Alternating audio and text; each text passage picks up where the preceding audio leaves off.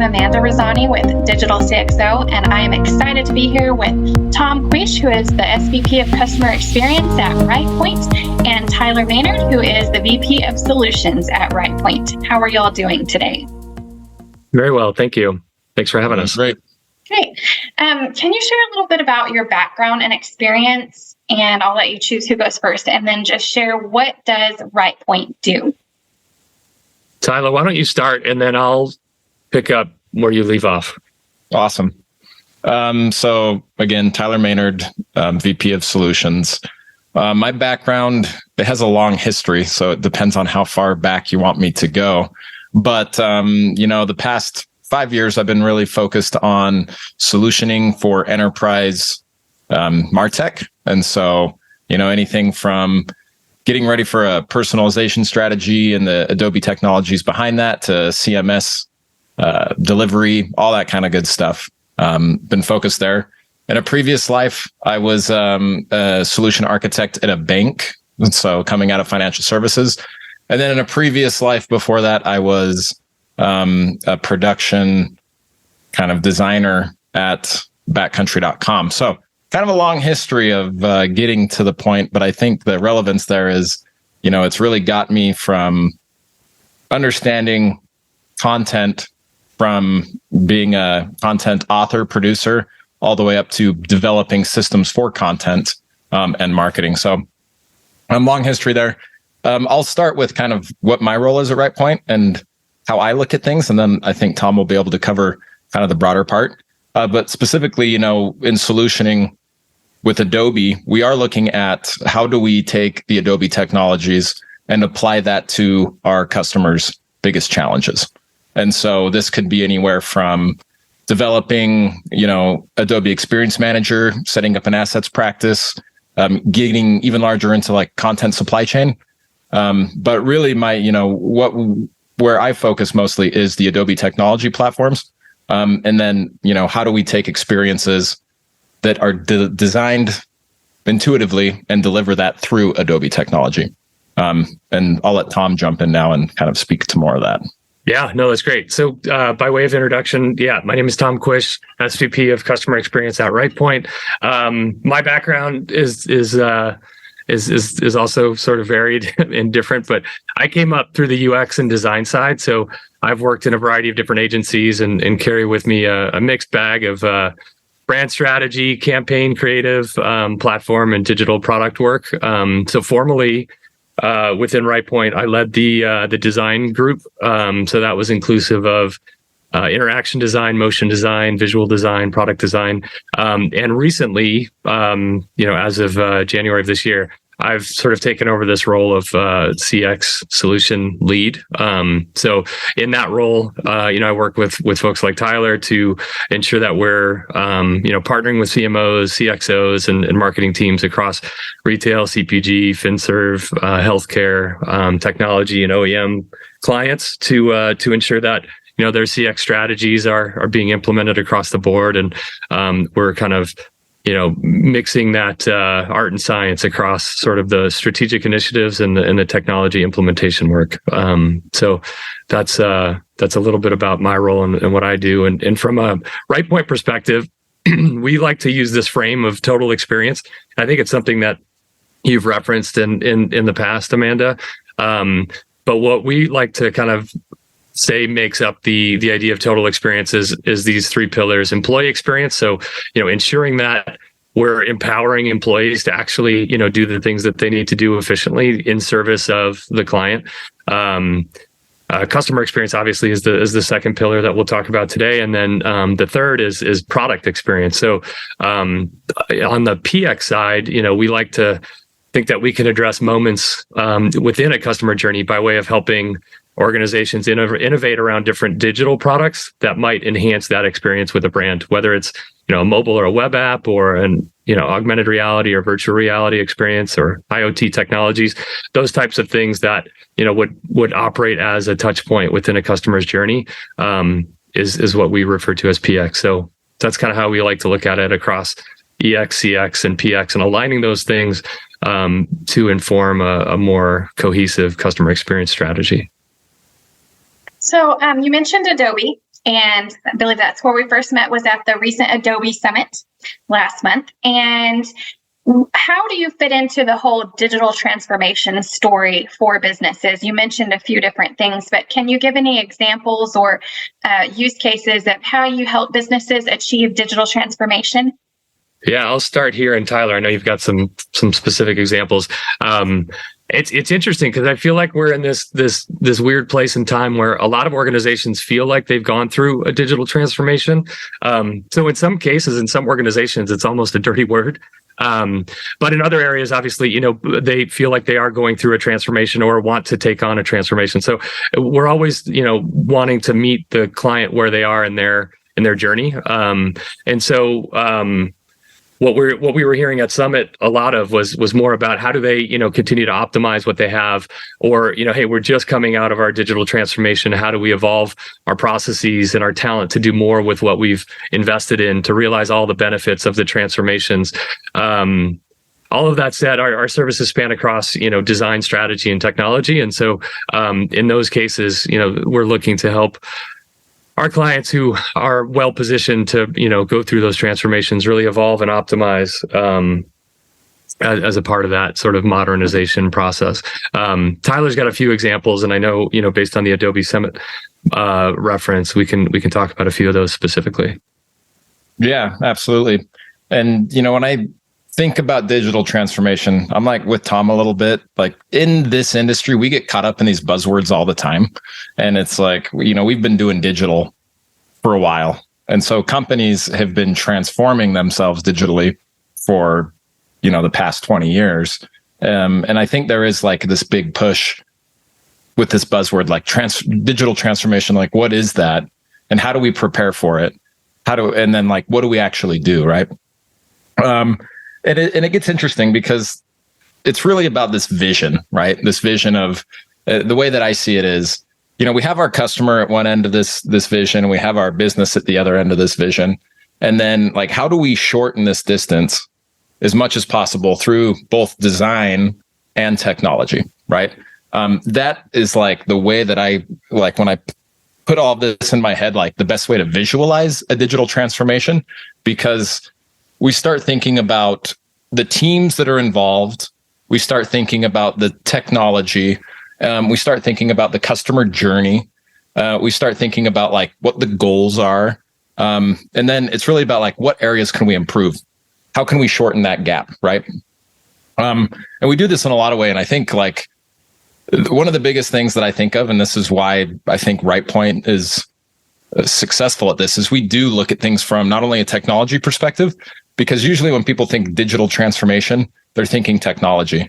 But, we really take an experience design approach to this, because without the design, like you have to design that experience in order for it to be frictionless. And the more frictionless that we can bring into this, digital transformation process, and that's friction from not only the users, but when we talk about total experience again, what is the friction like to create the content, or upload the assets, or collect the data to create the audience that I'm trying to target, right?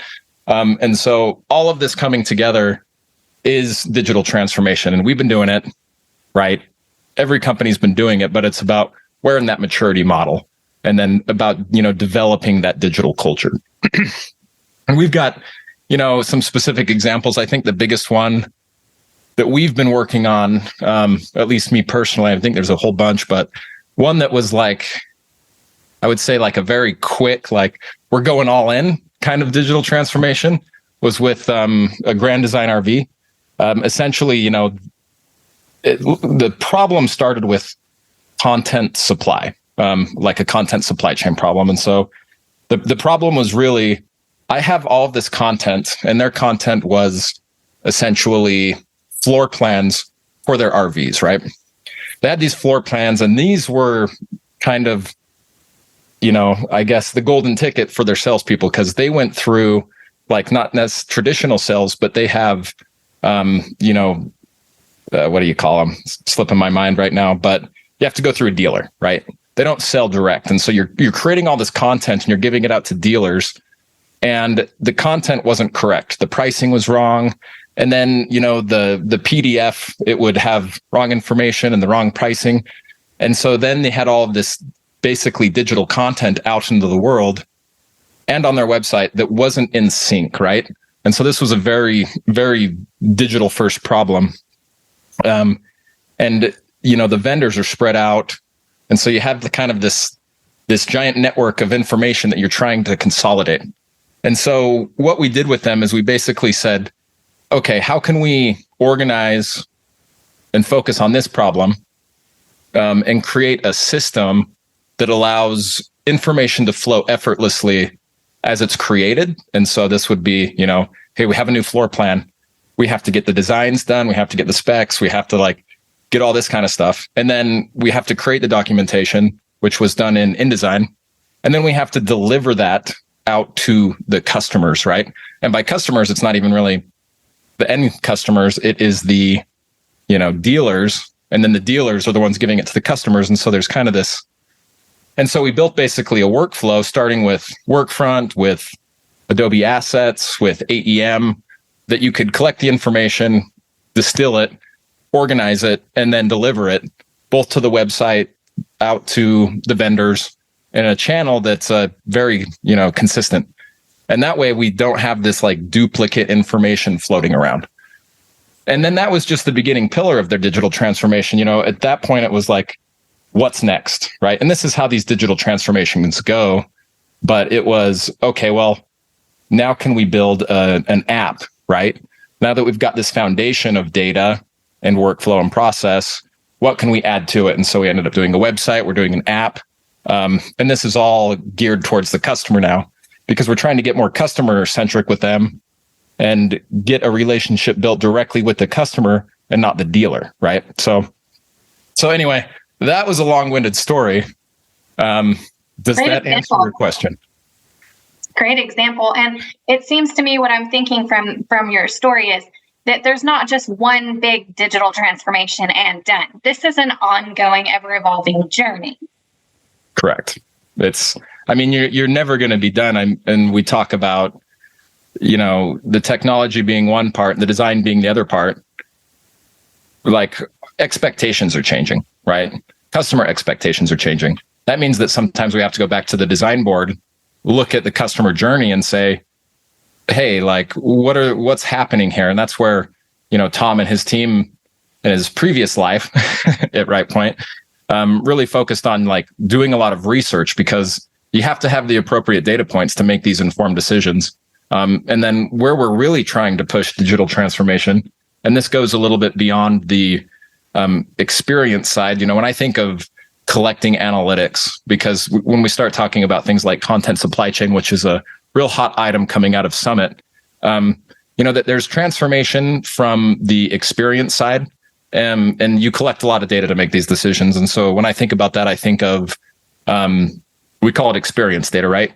What are they doing on my website? What are they doing on my mobile app? And that really goes to the customer journey. But digital transformation really starts to play in operational data as well. And so, how long does it take me to create content? What is the cost of that content?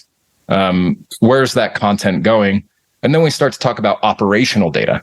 And so this is data that's coming out of your business and how you're functioning, right? And that's the kind of the magic that we're playing in, because we talk about employee experience. Sometimes we're talking about that, let's look at the employee data and see how great or miserable their life is in the production process. And there are tools like Workfront that allow us to take a look into that, get that operational data. And then when we start talking about full digital transformation, again, going back to the top, or total experience, now we have a view of the customer, we have a view of the business, and again, goes back to let's shorten this gap. Let's get them closer together. So it's almost like having a real relationship, right? Tom, did you have anything to add to that? That was a lot. So I'm just I'm letting us all absorb. No, I think that's right. I think it's interesting in the notion of meeting sort of clients where they are in their journey. I think is important, and in a lot of cases, it starts.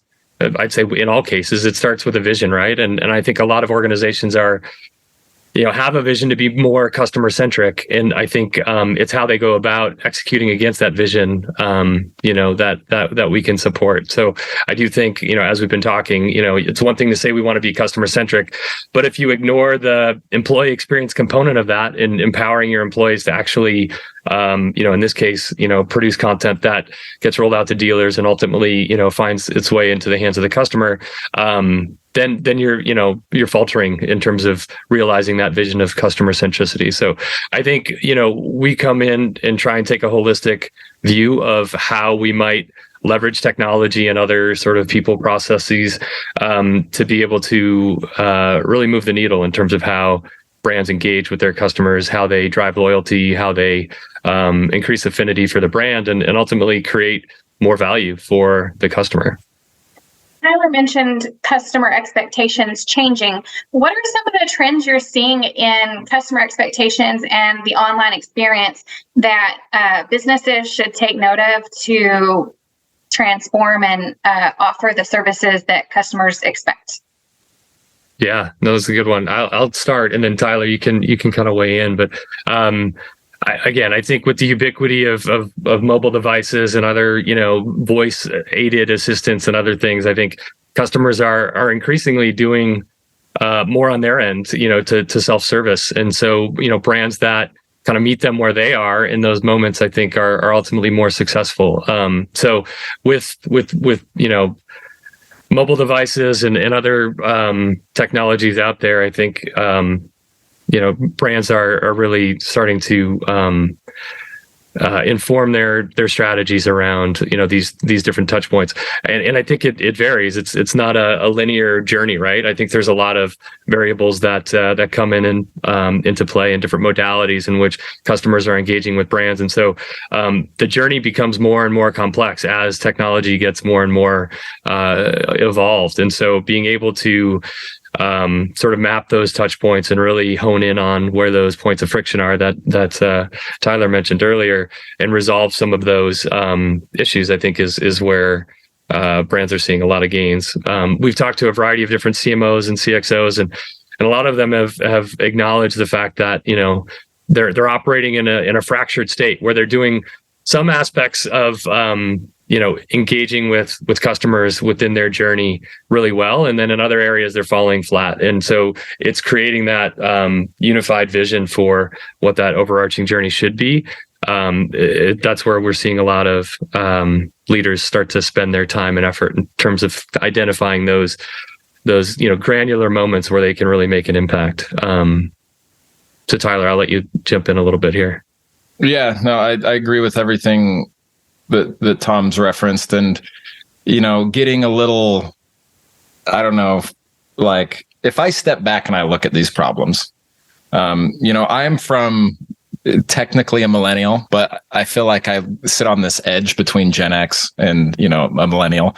Like I didn't have the internet, but then it came around when I was young, and so I kind of watched this thing develop over time, right?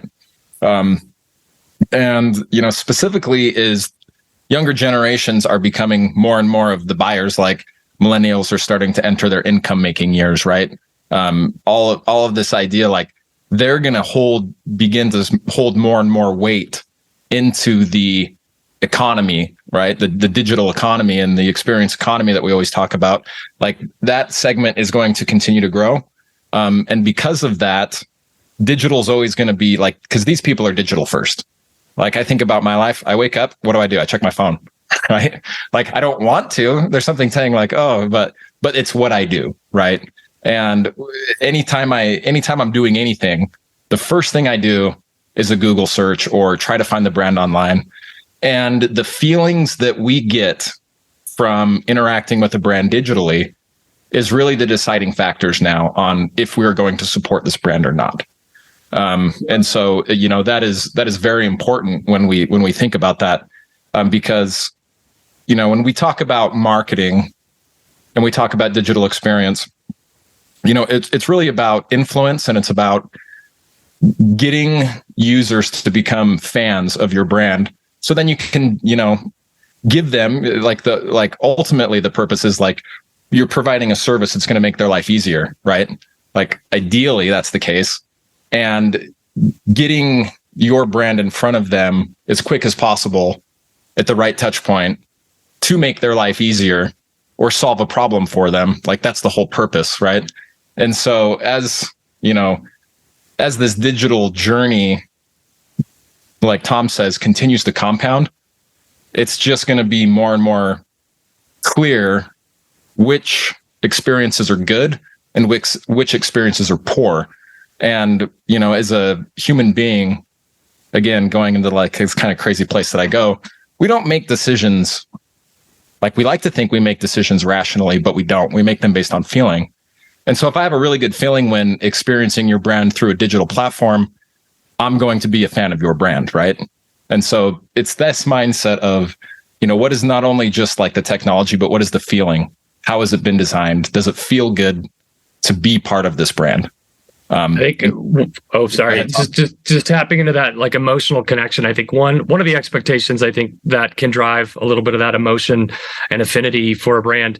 There's this expectation around like curation or personalization. Like, as much as we as consumers, are a little skeptical of data and privacy, I think there's still this desire for a brand to know me and curate sort of and recommend things to me that relate to me and not just like making a suggestion for something that I should buy, but like being more informed about my preferences and how I like to spend my time. And I think we're seeing some of that play out in these more robust loyalty programs and things where people feel like they're getting catered to in a very individualized fashion. So I think that's an expectation that is emerging, but it kind of wrought with this this conflict of like, the value exchange that a consumer provides to a brand, and then that brand provides back to the consumer by way of a curated experience.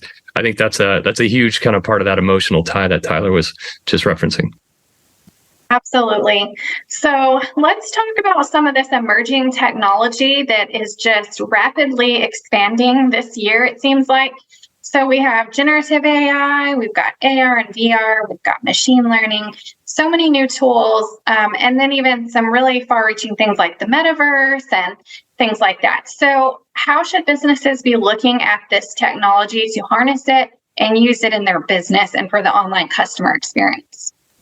Yeah, no, I think it's great. And yeah, it's definitely a topic that we continue to sort of discuss and kind of dabble in with some of our clients. I think in terms of like generative AI and stuff, there's a lot of compelling use cases there. And that's ultimately what we're starting to explore with some of our clients. And I know a lot of brands are diving in and getting their feet wet around kind of what the possibilities might have in store for the use cases around generative AI. That said, I think a lot of brands are proceeding with caution because of some of the security and sort of privacy concerns that come along with porting in some cases, proprietary information into these, generative AI tools. So we've seen a lot of curiosity around those things, and there's a lot of brands who are sort of proceeding with, optimism, but also a little bit of caution. So I think that's an area of real interest. And I think on the personalization front, I think that's where, some of those curated and really, customized experiences start to come into play in terms of, where that could take us. In terms of the metaverse and some of the kind of AR and VR stuff, there's a lot of brands that are dabbling in sort of immersive experiences and starting to, create these interesting retail moments within either gaming experience or other metaversal experiences, and seeing a lot of traction and interest. So I don't know, there's a ton of wicked cool use cases out there around AR and VR, and we've done some work in that space for sure. A lot of work in the gaming sector and working with some virtual reality sort of shopping experiences and things like that. So definitely seeing a lot more interest there. And then I forget some of the other things that you mentioned. I think IoT and some other sort of new technologies and different trends that are emerging. We definitely play in that space on the product experience side. And again, a lot of times it's how do these, different new evolutions in technology really enhance a customer's experience or create some resonance for your brand in the space? And, is it a relevant, use case for you? And is it a place that you want to invest and or will see a return on investment? So those are the types of things that we're constantly, hearing from clients and evaluating as we, get these requests. Yeah. I agree. And as a tech geek, like I'm in love with it and I hate it at the same time, right? It's kind of this love-hate relationship. As far as organizations, I think it really comes down to the goals and kind of where you play as far as adopting. And like my advice, I guess, would be like explore it, right? Like this is the new sandbox that we've all got. Pick a tool, explore it, like pick a use case. What I see a lot of is how can I reduce the busy work, the task work, right? Like, hey, I need to prep for something, or I need to create a bunch of content. I need to generate, like, idea generation is huge when you talk about the design world, right? How can I generate a whole bunch of ideas really quickly? And, the questions that come up are, well, are these original now? Now am I having original thought, or is this just is everything going to slowly become the same based on the models? And so my advice is to, hey, explore it, find a place of your business that you might be able to look at. Like we're looking at it with content creation for sure in the Adobe practice. Like Adobe came and released their generative AI tools, their generative, contextual text tools. And so if I'm creating content and I can create artwork that's on brand very quickly, as a business, I'm all for that. But as an individual producer, whose job that is, and I think that's like one of the fears that people want to talk about quite a bit is like, is my job going to be replaced by AI? And I'm like, no, because you still have to train it. And what you do, it's like I see it as the evolution of the painter switching to Photoshop, right? Like, oh, this digital tool's out, I'm never going to be able to paint again. But you still need the artistic talent to, do something within Photoshop. It's not like all of a sudden I'm a great painter. Now, it's just the evolution of the tool set. And so now the tool set provides a whole bunch of new things. And so if I can apply my creativity to that tool set, it's just another tool. I mean, that's, kind of the way that I see it all. But, that's also just this crazy tech nerd guy. So there you go. Yeah. So there are more of tools to enhance, and the human element is still very critical, I feel like, as well. Yes. So last question. In the future, are there any industries or businesses that you see closing totally their brick and mortar locations and going online? Because I'm seeing more and more businesses closing and going online, especially in this economic downturn. So I'm curious to see what your thoughts are on this. I think it's an interesting question, and it's funny because we've seen it happen in the opposite way as well. We see a lot of D2C, like, digital native companies that now have open brick and mortar and are leveraging kind of the benefit of their brand and rolling out, key locations to service their customers. So I'd say it's less about different industries going strictly online or strictly digital and losing physical presence altogether. I think it's more of maybe a more